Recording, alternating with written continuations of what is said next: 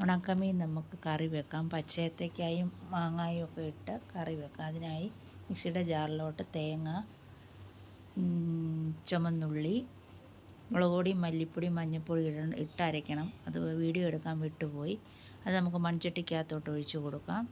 ചൂടായ മൺചട്ടിക്കകത്തോട്ട് അതിനകത്തോട്ട് ഉപ്പ് ഇട്ട് കൊടുക്കാം. അതിനുശേഷം നമുക്ക് അരിഞ്ഞു വെച്ചിരിക്കുന്ന കഷ്ണങ്ങളായ പച്ചമുളക്, പച്ചയേത്തയ്ക്ക, കറിവേപ്പില, ഇഞ്ചി വെളുത്തുള്ളി ചതച്ചത്, സവാള അരിഞ്ഞത് എല്ലാം കൂടി ഇട്ട് മിക്സ് ചെയ്തതിന് ശേഷം നല്ലപോലെ ഇളക്കി കൊടുക്കാം. അത് ചെറിയൊരു തിള വരുമ്പോൾ നമുക്ക് അതിലോട്ട് നമ്മൾ കഴുകി വൃത്തിയാക്കി വെച്ചിരിക്കുന്ന ഉണക്കക്കരിച്ചാള ഇട്ട് കൊടുക്കാം. അതിലോട്ട് കുടംപുളി ഇട്ട് കൊടുക്കാം.